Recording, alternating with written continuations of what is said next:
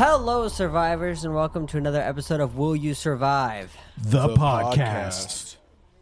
Today, I'm Eric, just for today, and I'm joined by my co-hosts, Alex and TJ. Say hi, boys. I'm Alex for today. On Valak. Well, then get the fuck out of here. So we're talking about, you spoiled everything. He spoiled everything, chat. Yeah, he did. I mean, listeners, chat, what am I saying? Chat. I'm not gonna lie. I'm gonna get it out right off the bat. I'm a little tired. I feel pretty similar to how I did last episode.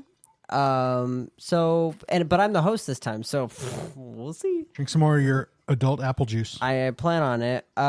What we do on this podcast is we normally watch some sort of horror movie or survival movie, and then we talk about the different survival aspects of it. This one's a little different because it's not so much physical survival. It kind of is, but it's more spiritual and mental because it...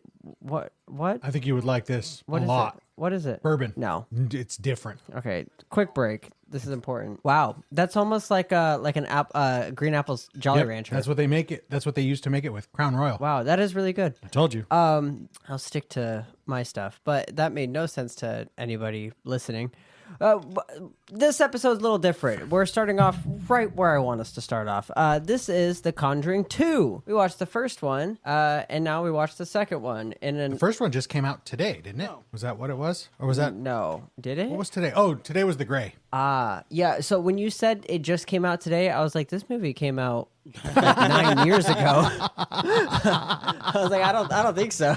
Yeah, you're tired, all right. I was not following that. But anyways, the second movie, general thoughts. What do we think? Well, you want me to tell the people what it's about? Because I don't think that they know what it would be since it was only from 2016. Yeah, it was so soon ago. Go ahead. Ed and Lorraine Warren are coming off the Amityville horror case when they decide to take a break. This break doesn't last too long as Ed has a vision of a possessed nun, which is the same person Lorraine previously saw. Meanwhile, over in London, a mother and her 4 children are being haunted by an evil spirit, which appears to be attached to an elderly man. So, general thoughts, guys? How do we feel? I liked this one more than I liked The Conjuring 1. And you could be wrong for that. That's okay. It had a few more scares than the first one.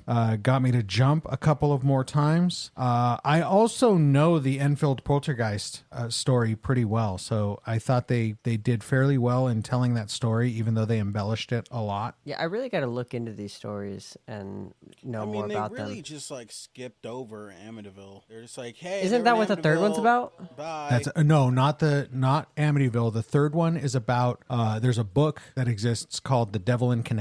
It's about that case. Why I feel like the Amityville one would have been a real easy one. I don't know why they said it still as not the done it. first one. Amityville, they already made a movie about twice now. Yeah, but There's nothing that they could do. No, not twice. Like fucking 17 Twice. times. There's been so many. Oh, Amityville movies. okay. All right. I It's mean, ridiculous. 2 majors. wasn't Ryan Reynolds in one? Yes. Didn't he say like that was like one of the he would never do a He'll horror never movie do it again? again. Yeah, that's scary because I do believe that when you're retelling those stories like that, I think I think things can in a sense possess you, but I also think like the Joker. Everybody who's played the Joker has said that. Oh, dude. It messes them up. That's just I because think- they're fucking extra about it.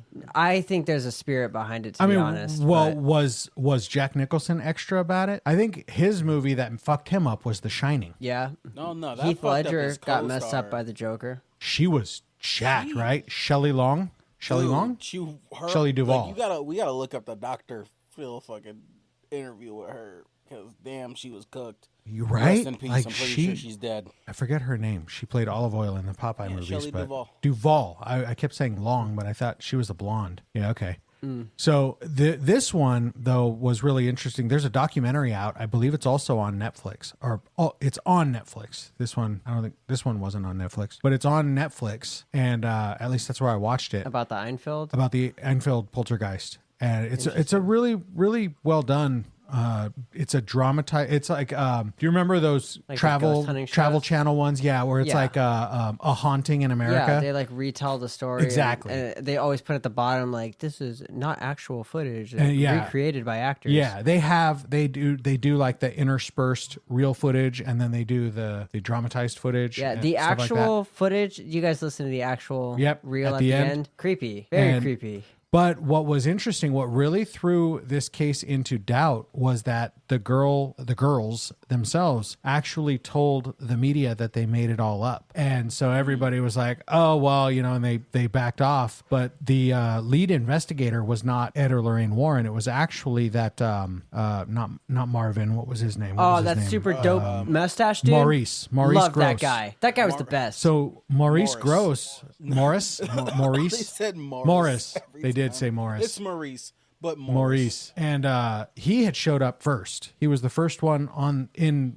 chronological order, and he wanted to believe them because there was, remember, the story he told to Lorraine was actually something he told in real life. He was hoping that there was something more because his daughter died in a car crash and he thought that she was trying to reach out to him. So he was not considered an unbiased investigator. Yeah. Because he really wanted something to exist beyond this life. But he was also right. He was right. And he stuck with them. So See, that's what hurt me about Ed and Lorraine on this movie is that moment where she faked it. I was trying to put myself in Ed's shoes. That's really tough. But at the same time, he saw stuff.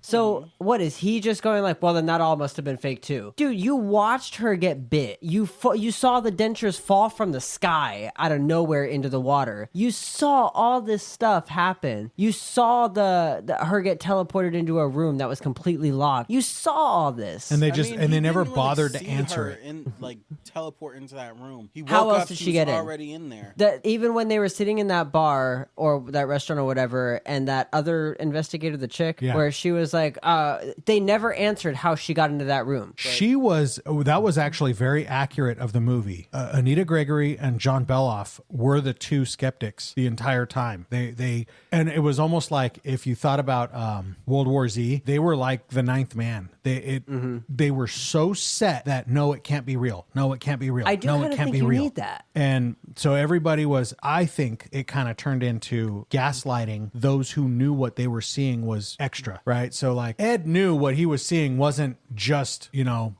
these two girls playing tricks or the mom or like he knew it. But then you have these skeptics. It also it casted more doubt in his mind though, that the fact that Lorraine didn't feel shit, didn't see shit. Yep. Yeah. Oh, that was a good so one. that- Yeah. So that it must have fucked with him that way because he's like, all this shit's happening, right? And It's I not want to so. believe. How can my but wife my not wife, know? who's always right, isn't feeling Yep. nothing. But No, even that's a she good kept point. saying, like it didn't feel right. Right. Something didn't feel right. Even But though she couldn't didn't feel push it. She didn't push it until they were gone, and she emphasized that point. Yeah. It wasn't until she was gone that she realized, oh, this fucking thing was hiding behind that ghost. See, that was really cool. I've never. So this is where I think you might have some more knowledge on this for me and TJ.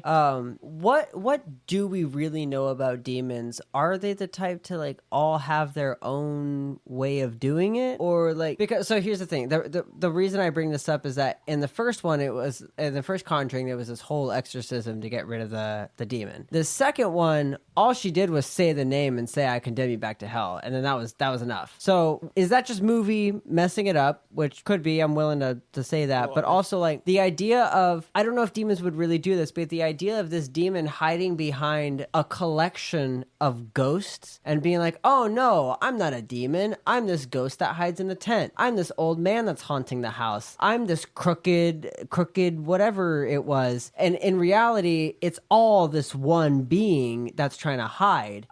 Is that accurate at all? Like, what do we know? It's accurate as far as literature goes. Because, like, What what I've people have written. seen, it's like demon's name helps you cast out the demon. That's what, Right, like, and that's the same multicultural. like mortuary assistant. That's the point of the mortuary assistant. You got to find the demon's name. and You said cast that's it away. multicultural? That's multicultural. In Which that makes multiple me feel like it's cultures, real. in multiple cultures, names have power, right? Once you've identified the name of the malevolent spirit, you have an edge up. I think that's also interesting. Wasn't there a demon that like somebody tried to cast out a demon in the Bible, and the demon basically laughed and was like, "I know Paul, but I don't know you." Yeah, they in the Bible, the story goes that those who were trying to cast out the demon weren't using the authority of Jesus. They were saying Paul, they were saying that they were trying to cast it out in their own strength. The demon told them, "I know who Paul is. I know who Peter is. I don't don't know who you are. And it was, meant to be kind of exemplary point that none of those others had any authority. It was the name in which they came, right? Again, names have power. Having the name of the Lord, the one who the Bible calls Lord of Lords, saying he controls you, not me. I don't have the power over you. And then in Japanese culture, they have something similar where I love the Asian culture because they're very atheist. The whole continent region, they're very atheist, but they're very superstitious. You talk about ghosts in their presence and they're gone. They will book it. Isn't that a lot of anime about ghosts as well? Are you guys familiar?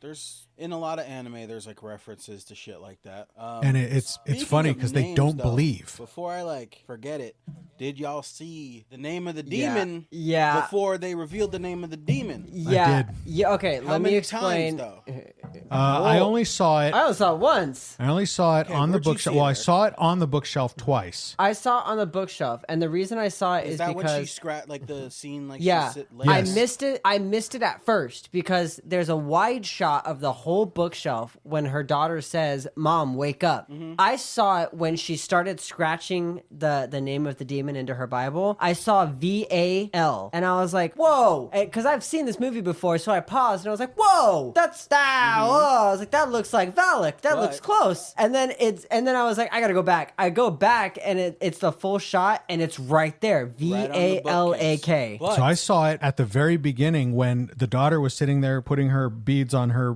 bracelet or whatever, and the shadow walks by and the camera pans across. You see the daughter just sit there. She looks over her shoulder, and then when she looks over her other shoulder, the camera pans to her, and it's right there. You see it, and then the daughter gets up and goes out into the hall. The mom gets up and goes out into the hall, goes down and does that whole scenario. So I believe there's 4 separate times. So Wow. when so when he was painting the painting of Valak, right? Before we knew it was Valak. She went she was like, ugh, sat down at the table. Right next to her, it's there's a little sign, it says love, but the V is big, and then it just says ALK underneath. And then he comes and sits down, and on the window behind him, VALAK. Wait a minute, hang on there's the one second. bookcase. But you see she was playing with the beads, right? If you look at the one of her No. bracelets, one of her Are you bracelets says serious? Valak. I definitely didn't see that. Wow.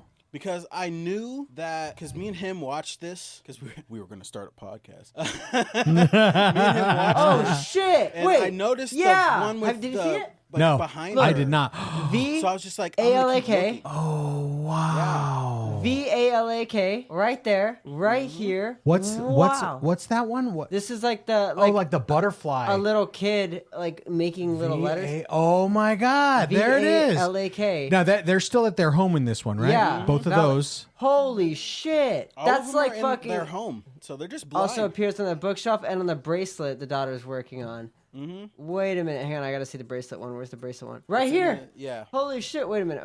So VALAK. Look, it's right there. The bracelet one is really subtle. That is wild. I definitely saw it on the bookshelf. Okay, so I had to look it up. That's TJ's good. absolutely right. You must have looked this up too, huh? Wow, TJ, I'm I gonna got a honestly, fucking TJ, 4K monitor in front of my face. TJ, I'm gonna say That's good, 'cause I'm not you gonna got all lie, of 'em. I'm gonna say plus 3 points for the 3 that we didn't see. Yeah. So you've got letter blocks, you've got kitchen ornaments, That's you've one got of the the reasons I wall like this etching, movie. and you've got That's the friendship kinda, I wish bracelet. they did it more. That's good. That's a lot like the House of Haunting of Hill House, Yeah. where there's just so many ghosts hidden in the That you backgrounds. never even saw. Yeah, I really love wish that. they did it throughout the whole movie, and then in that scene where she realizes the name, I wish she There's, flashback. flashed through all Yeah. of all the shit she's seen but she didn't see. I wish they did that. That would have been fucking clean. But Wow, that's really cool. That Also, actually makes me appreciate this the nun movie is a little more. dude. Oh, is it? yeah, played by a dude. Oh, okay. Well, it checks out. Also plays the red demon in Insidious. Oh, that makes sense. I see that. The red Yeah. demon in Insidious is. No, I was looking up the IMDb and shit, and I was like, that's a whole man. But You know which one actually scared me? The Conjuring really doesn't scare me. Insidious doesn't really scare me that much. Sinister, for some reason, gets me. No, Sinister didn't bother me The other one that came out at the same time, Insidious. Yeah, I just that said, one bothers me. Insidious, I don't really. I like Insidious. It doesn't really scare me that way. Oh, Insidious bothers me in my core. The theme song to Insidious bothers me. Insidious 3? Well, but Insidious was the one. Wait, am I confusing the two? Isn't Insidious the one with the boy? Yeah. That's the one. I think it's because there's a young boy in it. It just troubles me. Yeah. Insidious okay, 3, so it's the girl and she's in a wheelchair because she got hit by a car and the That's it. I remember that one. That's the one. That one is my favorite. I would like to bring up a specific scene and going along the lines of like how you would survive this scene, because this is a scene that I think you actually could do something, but I don't really know. The scene where what was the little girl's name? Who was Janet. When Janet got pulled into the locked room and all the crosses started flipping upside down, my first thought, but also, this is twofold. My first thought would have been to grab one of those crosses off the wall and keep it upright. But also, my other thought was, and I honestly don't know how biblical this is, but my thought would be like, the cross isn't going to give me any power. Right. Like holding the physical cross isn't going to give me any power. I kind of had like a different realization. I had a moment actually where I realized some of the approach that I wanted to take towards the demon was very much in my own power. And what kind of snapped me out of that was watching, what was his name? Johnny? What was the little boy? No, Billy. Who was the little boy who walked into the kitchen? God, what was that little kid's name? I know. It wasn't Billy. Billy. I know a way. Was it Billy? It was Billy. Or was it the other one? But I got away. Well, it was either Billy or Johnny. I think it was the Johnny. only two. Because Billy was the little one. Was the younger one? No, it was the older one. The older boy. That was Billy. Oh, okay. So when Billy walks into the kitchen, that confidence, I think, was there. I just don't think he had the spiritual knowledge to take on something like that. But I liked what something that Ed said, where he was like, the power comes from Christ, not from anything else. So, but part of me is like, grab that cross and keep it upright. But the other part of me is like, that's not what's going to protect you. I had this idea of in my head of like just standing face to face with the demon, being like, you can't do anything. Right. My God has dominion over you. So what are you going to do? Right. But I don't know. It was like, there was like a little moment there where something clicked for me. Okay. What's your way of getting rid of a demon? Me as a, natural born demon killer, I start my day off eating a nice full bowl of communion crackers, body of Christ. And then I take the blood of Christ. I pour it in there. I call them Jizos. Jizos. Yep. Nice full bowl of that. They can't touch me for the rest of the day. If you want to just eat them dry, though, you can call them Cheez-Its. Okay. All right. Sure. Okay. So my specific. first time in that scene was to flip them back, put them back up. You just run around the room. Oh yeah, you start running around. No, shit. Yeah. Well, wait. Which scene are we talking about? When she got teleported, or when they when they ran into the kitchen? When all the crosses were going upside down. Like no, put it back up. Put it back. That was when Janet teleported into the room. Yeah. That's the one you're asking about. How would you survive that? Yeah. So, because I was saying like my first thought to survive it would have been to grab one of those crosses and keep it upright. But I don't think that's the right approach. Right. I think the right approach is, and unfortunately, I don't think at 11 or 12, whatever, however she was, 11. I think it was 11. I don't think an 11-year-old girl has the spiritual knowledge to really deal with that. Right. But I mean, and again, like even someone who does have the spiritual knowledge to keep that knowledge while under that much pressure and in that much fear is a totally different thing. And also, you got to remember that she was like what you would knowingly call oppressed. She said she was sleep deprived. She was almost possessed. Mm-hmm. That's when the Warrens had left the house, Lorraine had referenced that the girl was almost possessed and that they had to get back before she was fully possessed to save her. Yeah. And the really the only thing that you're doing at that point is standing in the face of, right? There's in that scene, this is the creepy thing about it. If you follow the lore, so just to go a little deep here, not too deep, is Valak is a real real demon. Valak exists and was written about in writings such as the Lesser Key of Solomon, and it describes that Valak would impersonate a boy, and it would depict itself as a boy, and it would reveal hidden treasures to people who were seeking them. So it was very mischievous. It would lead people to their death, if you will. But the of course the portrayal that we see in Conjuring is vastly different. The Defiler. Where they come to this whole nun thing, we know that comes from the Hollywood lore. So to follow the lore, the only thing that you can do in this is, Ed brought it up, you have to attack it as a family. Yeah. The biggest thing that every single one of these demoniacs do is they separate everybody. The devil wants you to feel like you're on an island all by yourself. Every movie, it doesn't matter what movie you watch. Yeah. This is what they do, is they separate everybody into an island. That's everybody's the on their tactic. own. And in this one, they did the same exact thing. You don't need anybody else. And Ed even said so, right? The proper approach is to respond as a family. Mm-hmm. Now, nobody else was there, right? I think it was only the investigators, the mom, and Janet. Yeah. Those were the only ones who were there. And so, yeah, you're right. I mean, it's one of those things where you look back on it, it's like, well, how do you explain Janet getting into that room? And they never did explain it. They just must have said, well, there must be an explanation. Maybe right? she stuck in through the walls or something. Something. They really tried to really say anything, but I don't know. I do think it was a little sad that Ed gave up, because he did for a second. They both did for a second give up, even though they saw it. They knew, like they've seen stuff like that before. They saw it. They knew what they were dealing with, but they let their doubt. They let their doubt. They've probably seen a lot of liars too, And they saw those people like the skeptic on the TV show. So like they're kind of disheartened already. You know what I started thinking though? What I would be thinking if I was Ed, and maybe it's easier said than done, but what I would have been thinking in that moment is, that's very confusing. Everything that I've seen points to the contrary, and then there's this one video at this perfect time that contradicts everything that I've personally seen. There's a lot of confusion there, and God's not the author of confusion. So to me, it would have felt immediately like, this isn't right. Something is trying to confuse me. Something is trying to throw me off. And they got there. They got there eventually, and I think it was part of the movie, obviously, for them to give up, but then find the tapes and figure it out and come back with that knowledge that they had. Oh, I just read this and it just brought a whole new, I don't know if you knew this. I don't think they said it in the movie, but Maurice Gross's daughter was also named Janet. Oh, so he had a special attachment to this girl. Yeah. But I didn't remember that from this movie. I do remember that from the documentary version that I watched. And it's a mini series, actually. It's not, I shouldn't say documentary. It's a mini series, but they did use a lot of the real stuff that was captured from it. Notes, descriptions, and they did mention that Ed and Lorraine Warren came out. Now, of course, it wasn't nearly as dramatic as the movie makes it out to be. There was damaged stuff, but it was nothing like, the whole house was destroyed by this demon, right? Lightning struck a tree and dropped it on the ground. Nothing like that happened in the real story. Very dramatic in the movie. In the story that Maurice Gross was involved in, he stayed the longest. He started it.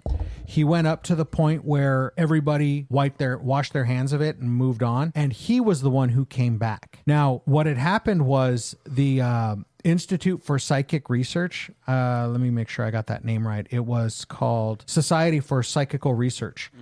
They originally appointed him on the case, and then as it started getting heavier and heavier, they pulled him off of it. And that was kind of the thing that the girls said that they told the two girls, I'm sorry, not the two girls, the two doubters. What was his name?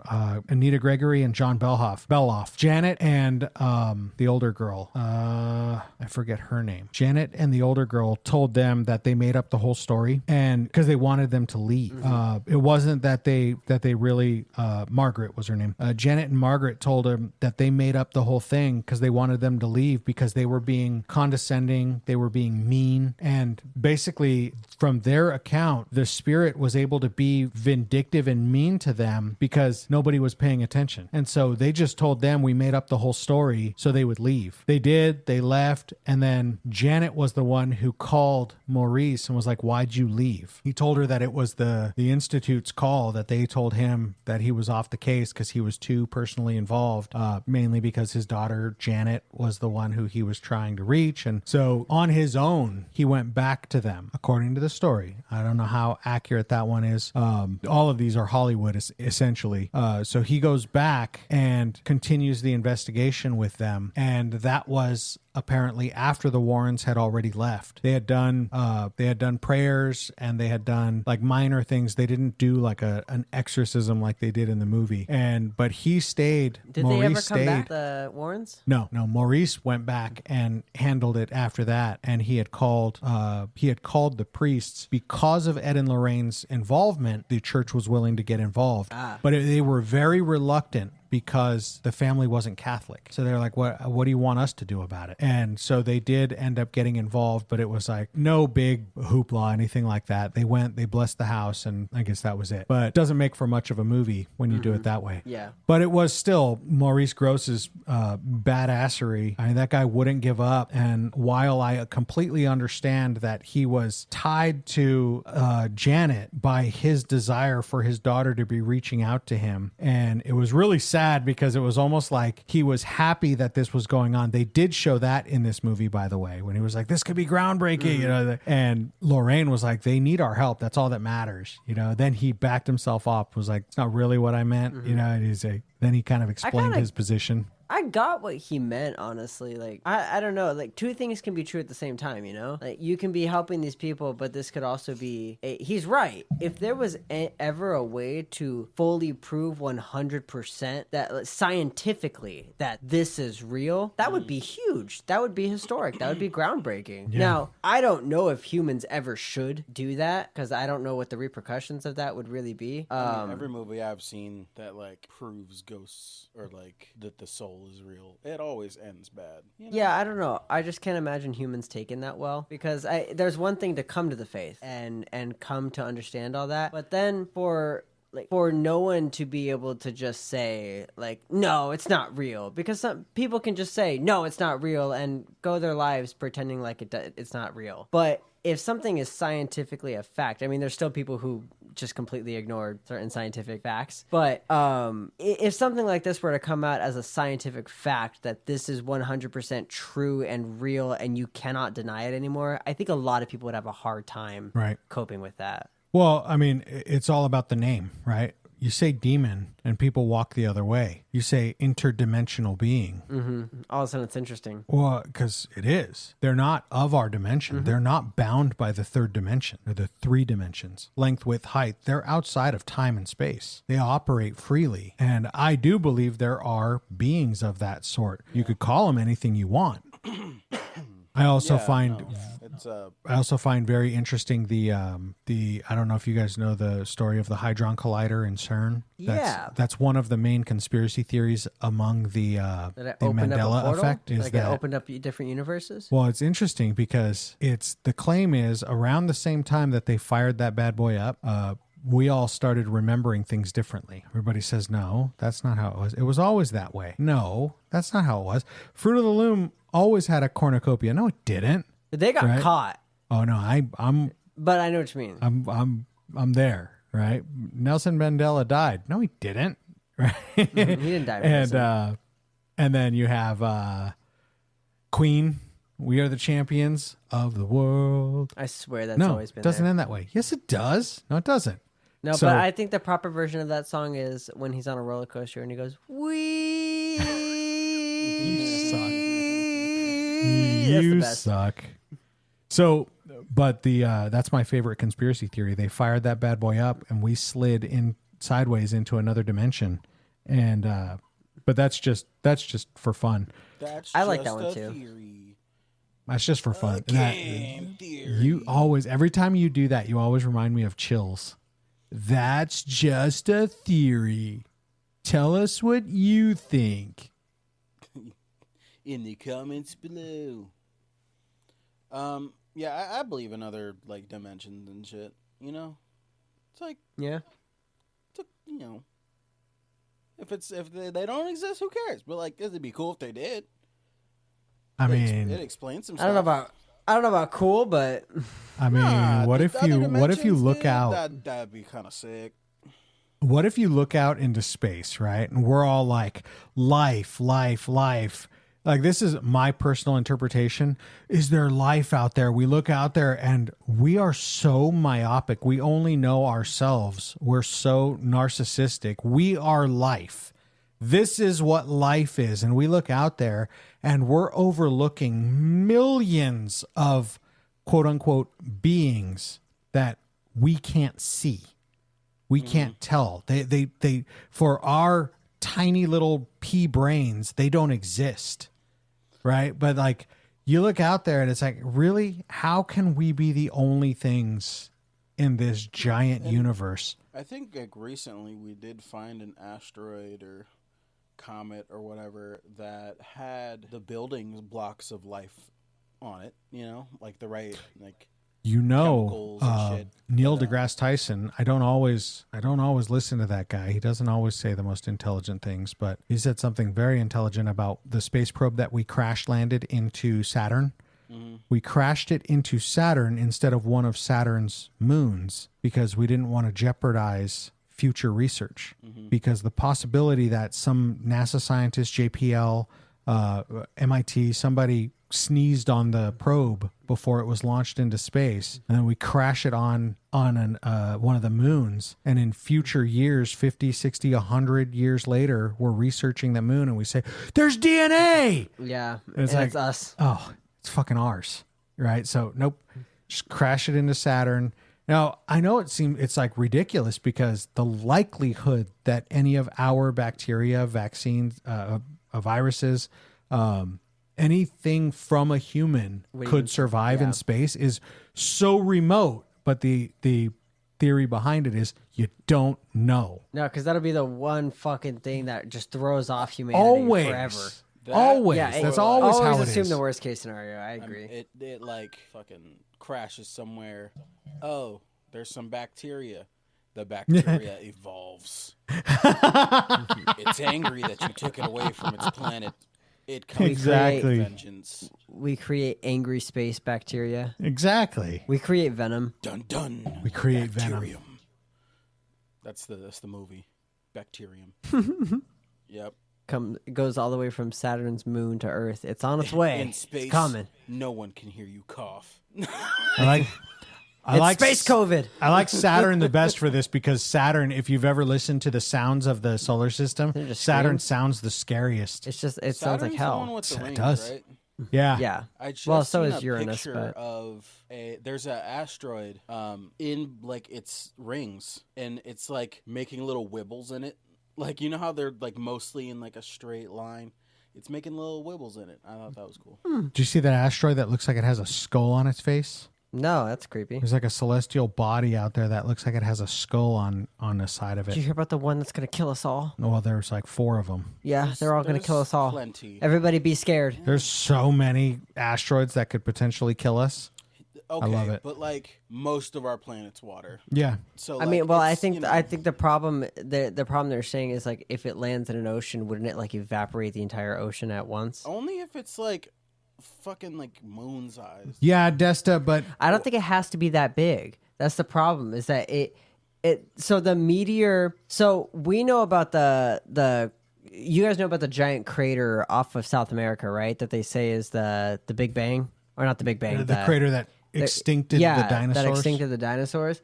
That is not as big as you would think. That it's big, it's huge, but it's not as big as you would think to be a catastrophic event that made an entire, like almost all living beings on Earth extinct. I don't know, dude. You really think so? 15 kilometers. It was 6 to 9 miles long, dog. That's me. That's me to work. That's huge, but the whole Earth. That's us to downtown, dude. That is not that compared to the entire Earth.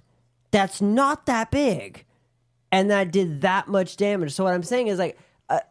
I don't think it needs to be as big as we're imagining to deal as much damage as we think. Oh no, I don't imagine it to be that big. There's the celestial bodies. It matters how fast it's going and all that. Like, you know, like it must have been knocked off of some other planet, got shot off, just like kept building up speed, and then eventually hit and killed the dinosaurs because it was going super fast. Isn't there a theory that the asteroid actually hit the moon and the moon splintered off, and that's what hit the Earth? No, not that I know of. The theory that I heard of it was that there was a much larger asteroid or body or comet, something was flying through the solar system and hit a planet that was between Mars and Jupiter that is now the asteroid belt and pulverized it, and a much larger rock of it came hurtling to Earth outside of the... And that's the moon? That's the asteroid. Was another planet that collided with Earth.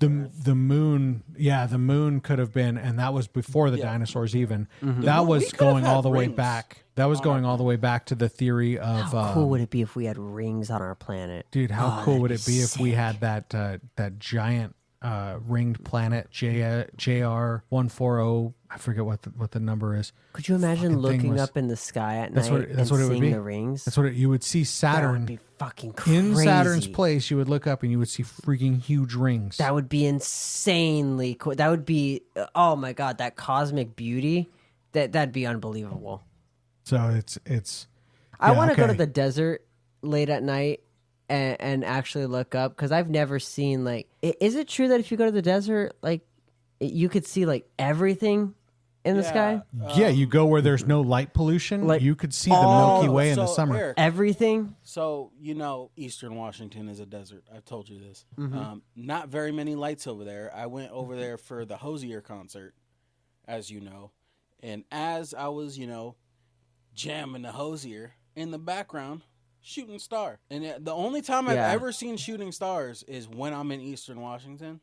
I want to go out to Death Valley at night. Yeah, no, it's cool. You could see like a lot. Maybe not necessarily Death Valley, but that area. Heading out to the desert. I want to go to Death Valley. Dude, driving to Death Valley whitest shit I've ever heard. No, we go much closer to like Adelanto. It's disgusting, but empty. Vacant. There's no lights. I want to go towards dusk, shoot guns in the desert, unregulated, like a true American. America. And then watch the sun, shoot scorpions and shit, watch the sun go down, and then just look at the stars. That's what I want to do. Here's a fun fact. If you shoot a rattlesnake anywhere near it, you will always hit it in the head. It will move towards it? Oh, what an unfortunate debuff. It will it's so fast that it can move in front of the bullet when you shoot at it, but it will unalive itself by doing so. Because it's trying to take on a bullet. Yep. That's pretty cool, actually. Always hit it in the head. Look, that's one of those things, like, you shoot it, you kill it, and you're like, pretty impressive. Pretty cool. I admire you for doing that. I'm cutting the rattle off and I'm taking it with. Yep. Yeah, I would, for sure. Yep. 100%. I'd have to go find another one. I can't. You got to cut the head off and bury it, though. Hair. True. You got to cut the head off and bury it, because it can still... it can still bite, right? It can still envenomize somebody if they step on the head. Yeah, no. That's snakes are a little creepy. Can't you just can't you drink rattlesnake venom and not die? Because I don't know about that. It has to be in your bloodstream. So Wouldn't drinking it put it in your bloodstream? I would think so. Because your intestines will would, like, kill it, like the. Would your stomach acid kill venom? it? The toxin. Would your stomach acid kill the venom, or would the venom make it to your intestinal tract and then be absorbed into your bloodstream? Yeah, I heard it somewhere that you can just drink it and not. Why? I can't imagine that tastes like good. A cut in your throat, then it's getting into your bloodstream. Wow. You can? Wow. Okay. Very, very careful. Okay. This is not advice to anybody listening. Warning.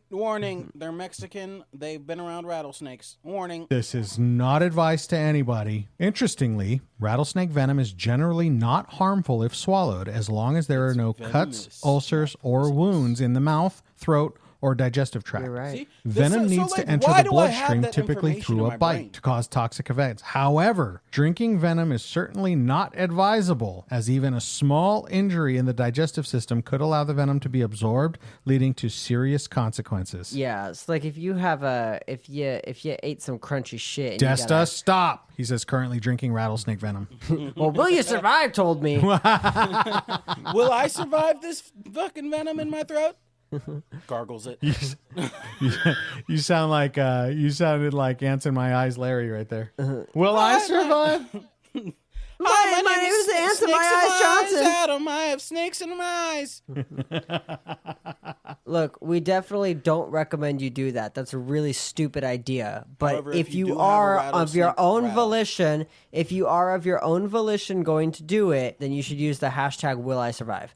Record You it. should also record it. Yeah. Send it to us. If Use you're doing hashtag Will anything You Survive. dumb, record it because maybe you can make money off it. Yes. That's what we're doing right now. You're going to do anything dumb, record it.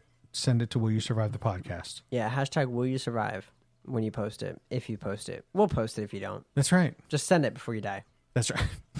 Send it. Hit send. Just make sure you share. So, Like and subscribe. like and subscribe. Okay. Well, something we were talking about prior to recording, the live heard us talking about this. I don't think the writing of this movie was that great.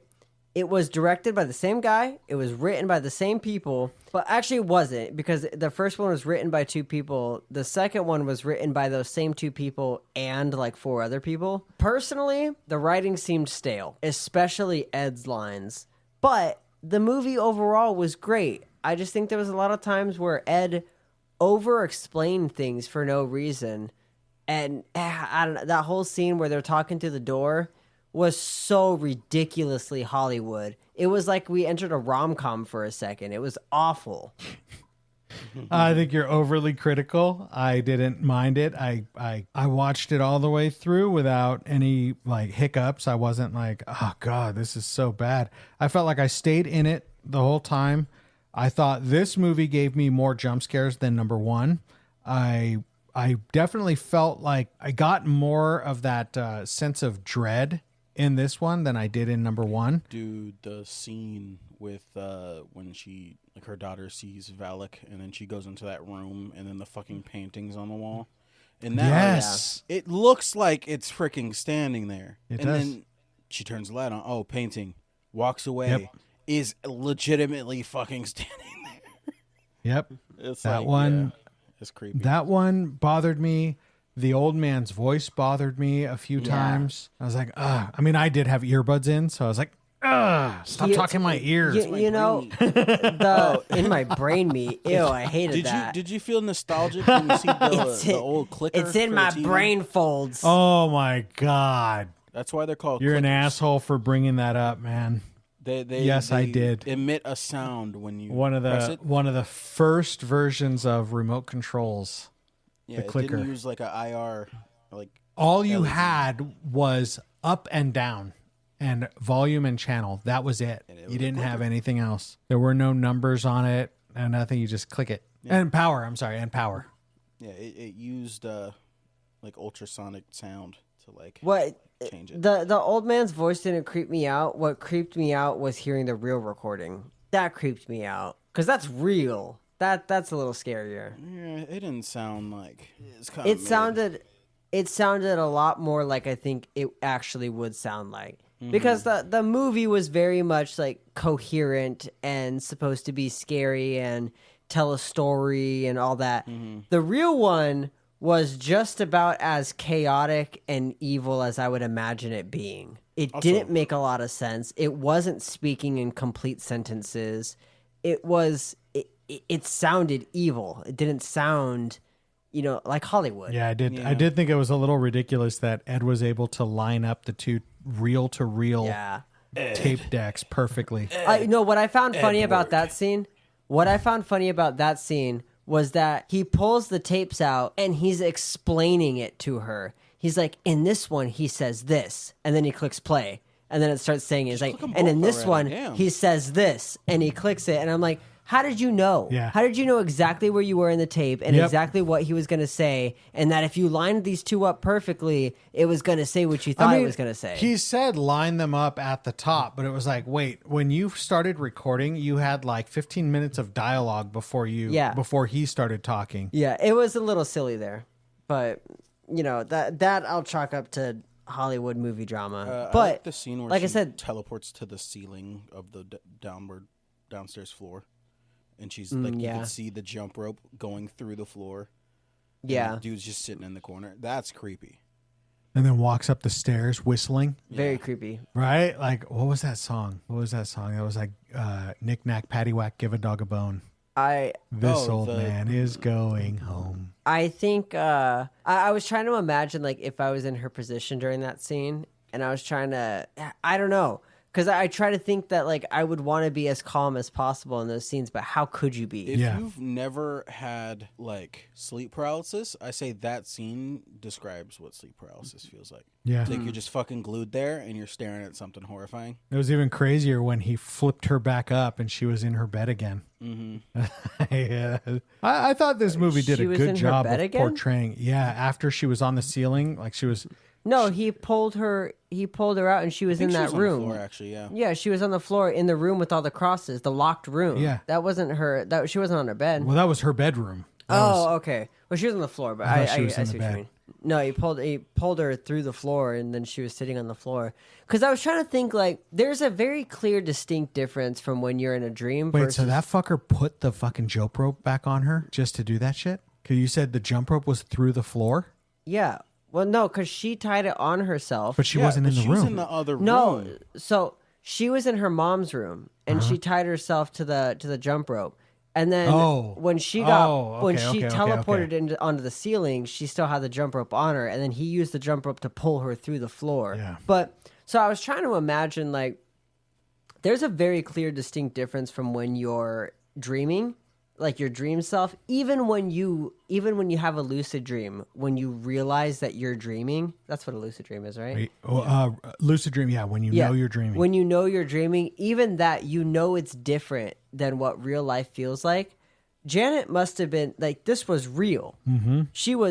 This wasn't like some dream world where she could just be like, oh, I'm gonna wake up from this. Mm-hmm. This was very real and physical. You felt yourself go through the floor. Also, you're in this other room now, and you're sitting on this floor looking at the room around you. Could you imagine how disorienting? Yeah. First of all, you were stuck to the ceiling. Yeah. And then you're pulled through a floor, and you're in a room that you know is supposed to be locked. And you're watching all this play out around you, the helplessness, also, the feeling like you're on an island. I get they're poor, very poor. Why the fuck do they still have that raggedy ass chair? The dude died in it. There's probably death liquid all over it. The second I heard that thing would be gone. Nope, I'd have tossed it.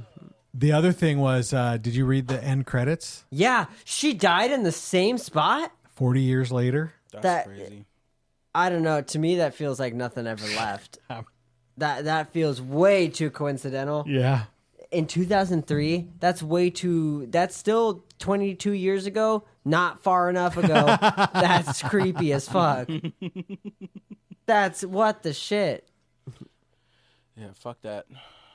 Died in the same spot. Yep. I don't like that. They're probably watching TV together. I wonder if once the demon left, the old man was like, hey, I'm actually pretty chill. Old dude's like what the fuck is a... Well, the old dude was really chill when you think about how he talked to Lorraine. He was telling her, I want to go. Mm-hmm. This thing won't let me go. I felt bad. I don't know. I would like to think that, but okay, so I say this knowing the outcome of the movie already, but I would like to think that I would have been a little understanding that it seemed like the old man wasn't trying to do this. Something gave me that vibe. Maybe it's because I already know the movie, but I think they wrote it in where it didn't really seem like the old man wanted to be doing this. Mm-hmm. He seemed just as confused as everybody else. Yep. But obviously he's a ghost, so, a little more power and you can tell, different circumstances. Yep. I feel like ghosts are like less brazen than like him, like in the movie. You know, just like cops are there. Fuck it, we'll show. Just did it right in front of them. I'm gonna move this chair right in front of you. You know, I feel like ghosts don't normally do that in movies. So I kind feel of silly to say like ghosts are shy. Yeah, maybe I was putting really, on my. Like, I feel like that kind of showed that it was a demon.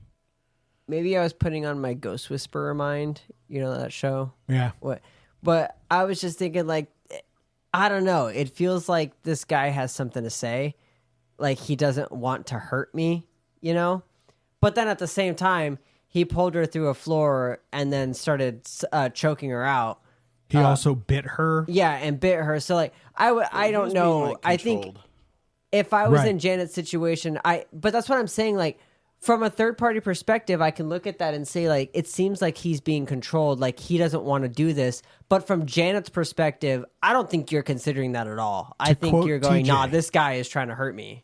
To quote TJ, hear me out.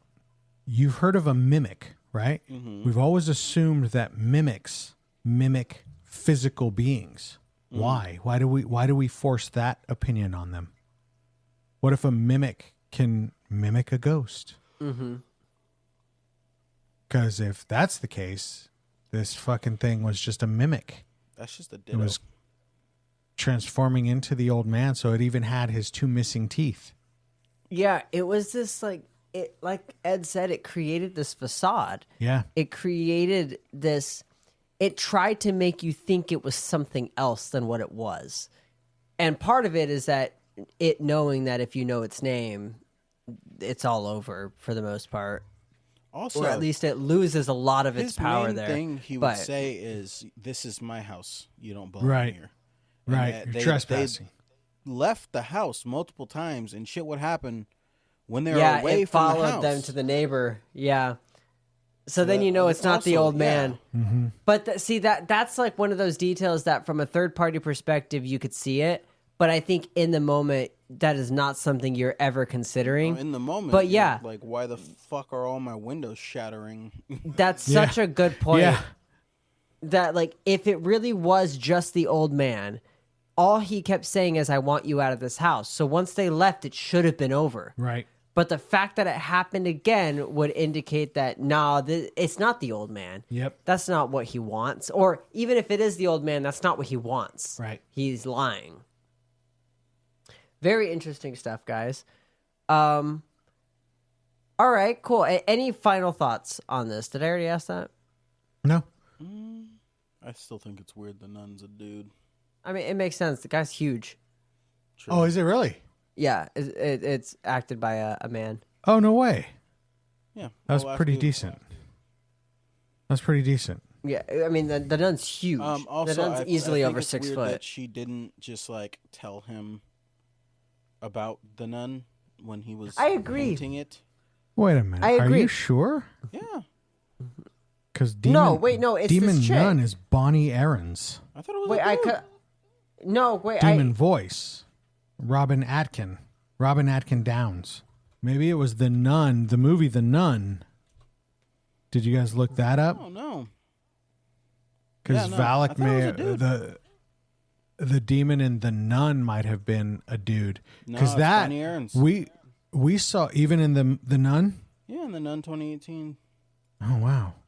Which, I mean, I gotta say, looking at her face, like, her face structure is just, it's impeccable for that creepiness. Yeah.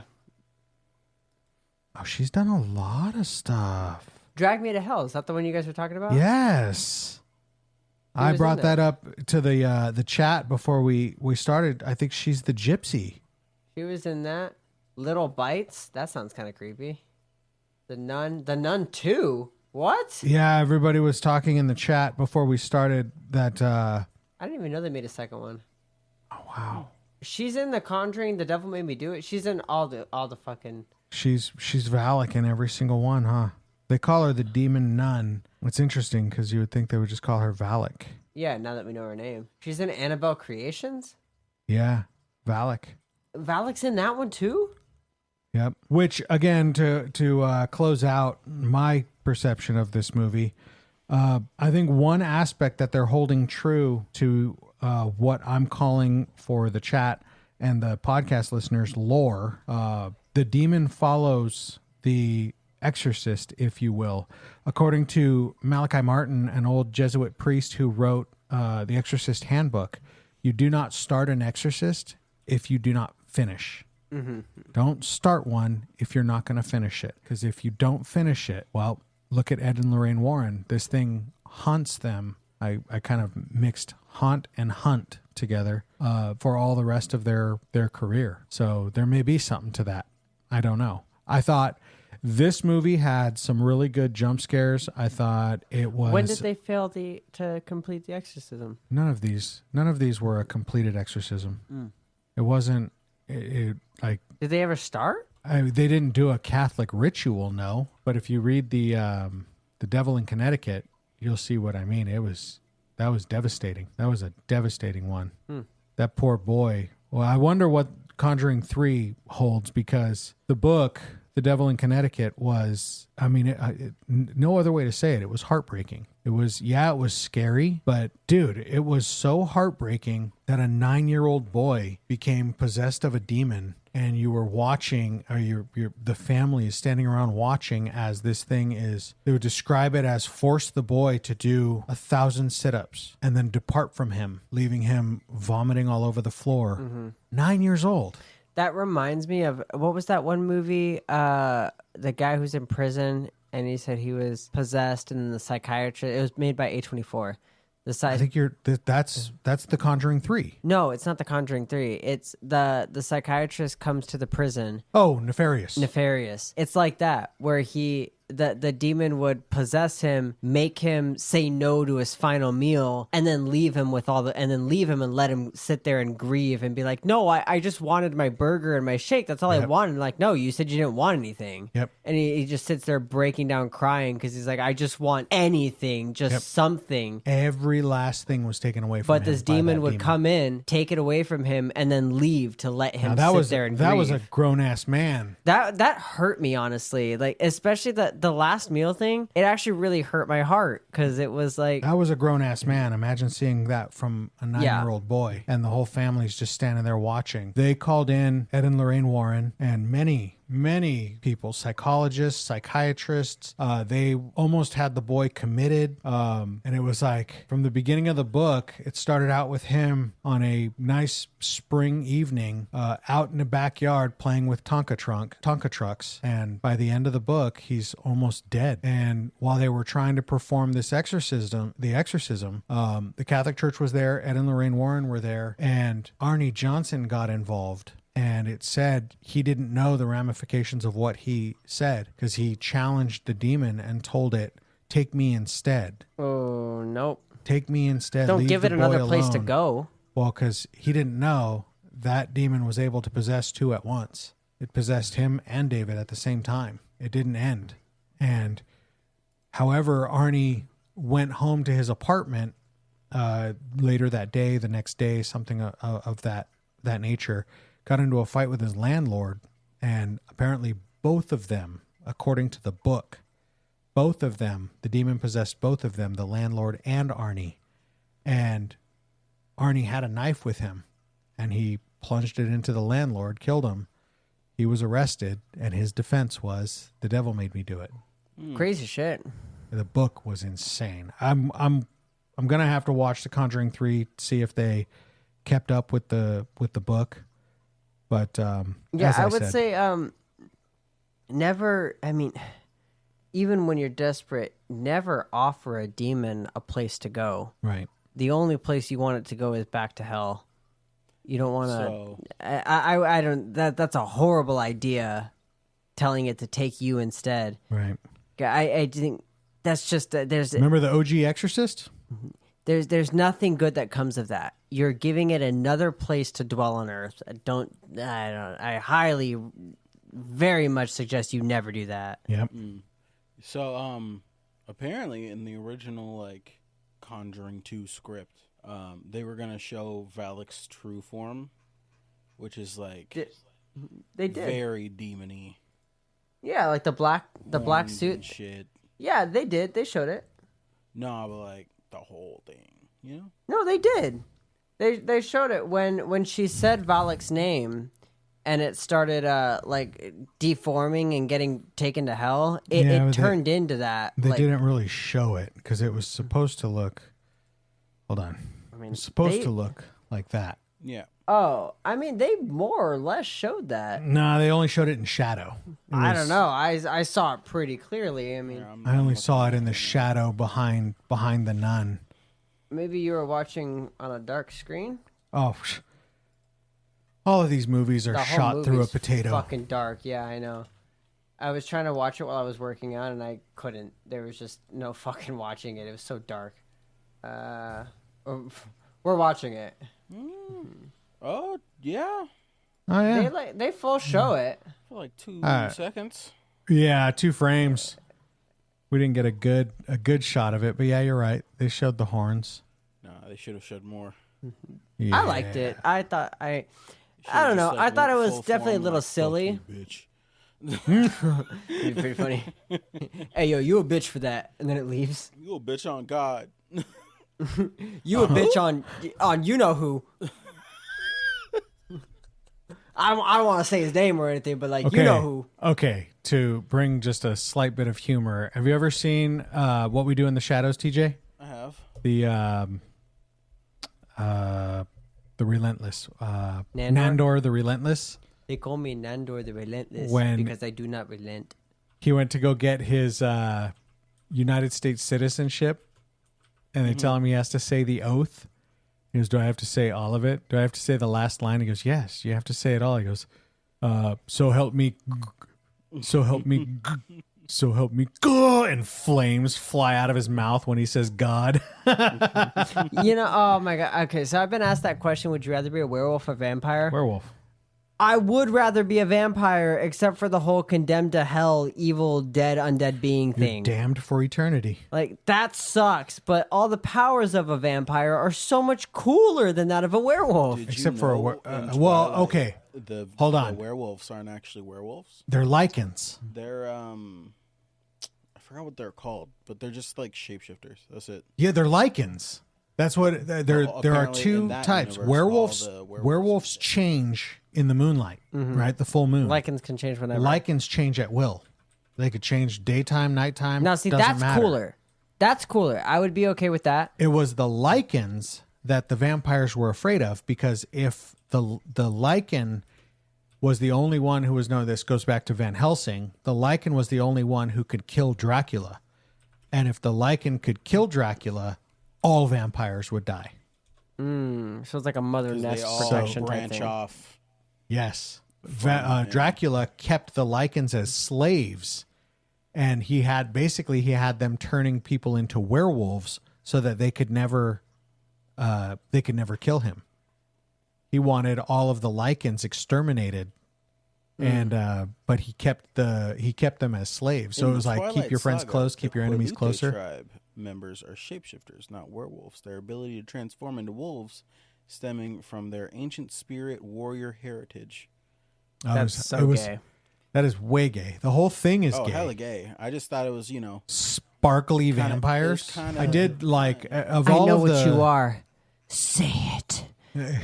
Of all of the movies that kind of romanticized all of them, I think Van Helsing was my favorite.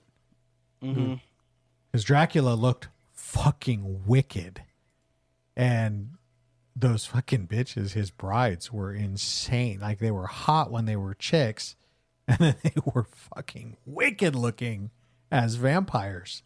yeah, fucking Twilight is kind of gay. Now I'm looking at it. I'm looking at all the. Now? I know. Now, all the werewolves in quotations, they all have shorts on, but they're all shirtless. They're all frat boys. And it's because Okay, so- their clothes rip. But why Yeah. would you just have shirts like shorts Right. and not shirts? It's literally They're gonna frat rip boys regardless. versus. It's literally Right. the Do they frat just get boys like a versus really the emo good kids. deal on shorts? On jorts. what they're all you've got to jorts. do is, if you've never seen it, Old school. Still the greatest werewolf transformation, An American Werewolf in London. I think it's like 1984. That does not sound good. Oh, it's so good. Nobody wants to watch that. Yeah. Amongst all the CGI and everything, it's still the best transformation scene. Something tells me it's not. Give Pops his clicker. Tell him to go watch TV. Yeah, I don't know about that one. He's losing his mind over here. You guys are fucking lame. To be fair, I'm going to tell you straight out. His first the experience internet with agrees with TV. me. His first experience with TV was silent film. So, Just telling you, the internet agrees with me. You guys are lame. Yeah, he saw the first movie. It was just like a train coming towards the screen, and he actually. It was 1981. It's like, woo! He tried almost got me. He tried to jump out of the way. He was like, "Oh shit!" Almost came out of my television. I was thinking about it earlier, dude. First time I watched Avatar, the blue people, not the gay? Airbender, the 3D, dude. That shit was heat. Oh yeah, that was really cool. That made me believe in 3D because like most Never of the saw 3D it. movies I've seen were those shitty. You've like, never seen red and Avatar? blue ones. What? You should. It's a really good movie. Never seen it. James Avatar? Cameron, really good movie. Never seen it. Okay, Incredible. I'll put Avatar on the goddamn list because I mean, there's definitely survival in that one. Yeah. That's a really good movie. Although that is a 3-hour-long movie. Not going to watch it. It is a very if it's for an episode. I think it's 2 hours. No, it's a 3-hour-long movie. It's 2.5. literally it held the record for like one of the longest movies for a long time. I'll pull a fucking Day Zero on you guys. I mean, Yeah, you but that was a could. shitty movie. This is a real movie. It sucks. You've never seen it. You literally garbage. couldn't know. Not going to watch 2 it. hours 42 minutes.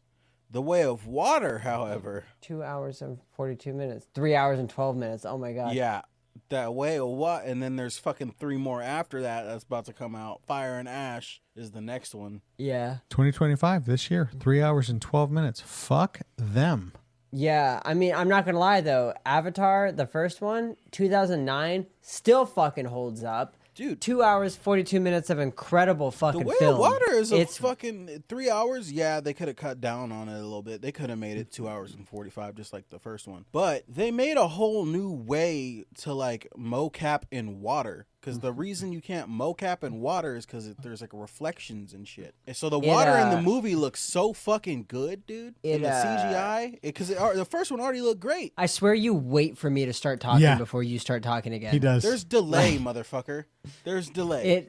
The See? first one holds up really well, and 2 hours and 42 minutes, it really doesn't feel like that. I think by the time you're halfway through the movie, you're like, damn, this is a long movie. But you're still engaged the whole time. But there is that Lame. realization that, why are you so against it? You've never seen it. No wonder why you guys fucking love Twilight so much. I literally could not hate Twilight more. Okay, but We hear were me just out. clowning on it the Conjuring whole time. 2 is 2 hours and 14 minutes. You guys are clearly... Yeah, that's a whole 30 minutes less. That Both is a of long you movie, are though. clearly gay for pay.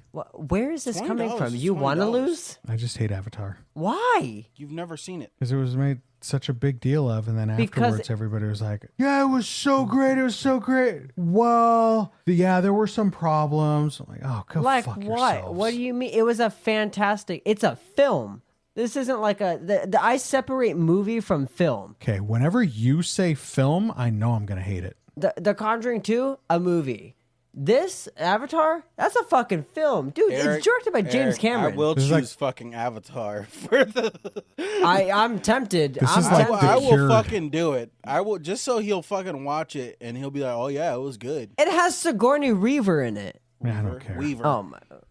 Okay, fuck you. If Sigourney Weaver ain't playing Ripley, I don't care. I mean, what kind of name is Sigourney? Zoe Saldana. Yeah, she plays. Yeah, main she bitch. plays the main chick. Like she's an incredible actress. It's a fucking star-studded cast. I mean, Yeah, with the exception, I hey. don't even know who the fuck Sam I'd Worthington hit is. her, and I hit her fucking blue person. I don't care. But, Hey, I I kind of don't care if agree she with got that. a tail, bro. We could. She could wrap it around. I agree my- with that. You know what I'm saying? We could do shit with that. We could make that work. I agree. Oh, damn. Michelle For real, Rodriguez. we could Yeah, get down it's a and dirty great in front of fucking AWA. movie. On God. I don't know. Yeah, maybe I take back star-studded, but it's a fucking really good movie.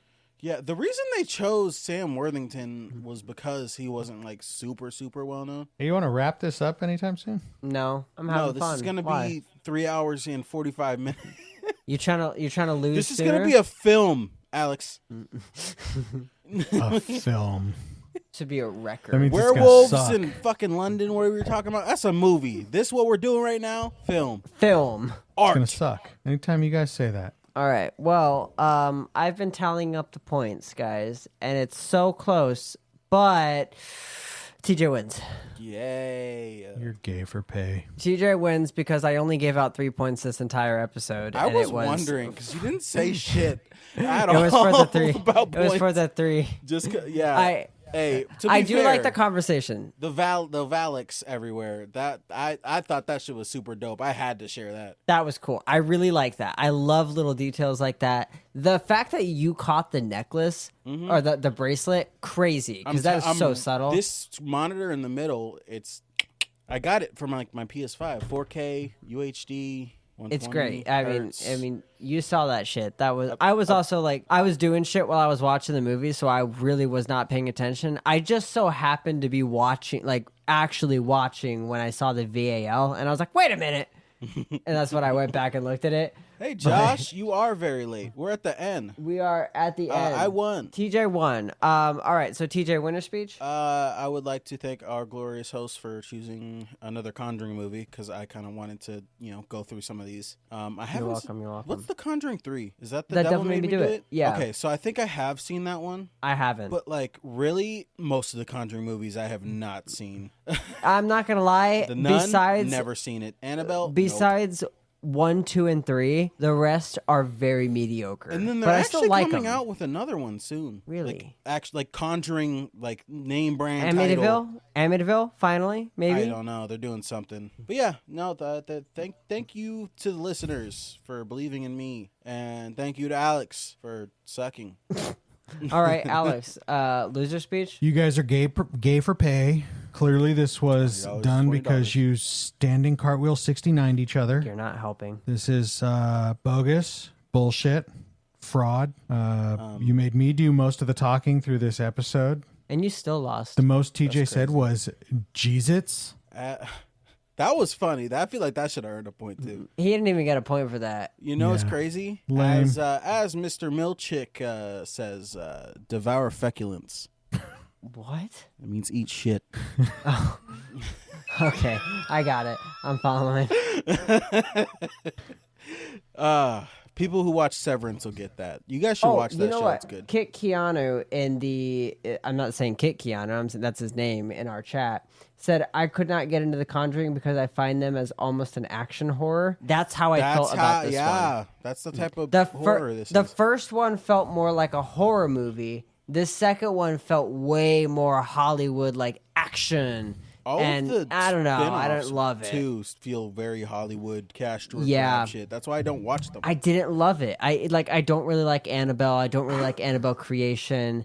I didn't like The Nun really. I liked The Nun. I like them all because I like them for being dumb. They're entertainment. But they're not good like horror like that. Socials, Alex? All of our socials, guys. You could find us on TikTok, Instagram, and Facebook. Just search Will You Survive the Podcast. You can find us on YouTube by searching Will You Survive the Podcast, or find us at The Boys at WYS. The Boys at WYS. And you can also send us your emails if you have any suggestions for us, movies you want us to cover, survival related. Send us your emails to The Boys at willyousurvivethepodcast.com. That's The Boys at willyousurvivethepodcast.com. I think that's And it. if you would like some gaming content, head all over to WIS Gaming on TikTok, or I think I just head to somewhere. Head to WIS Gaming.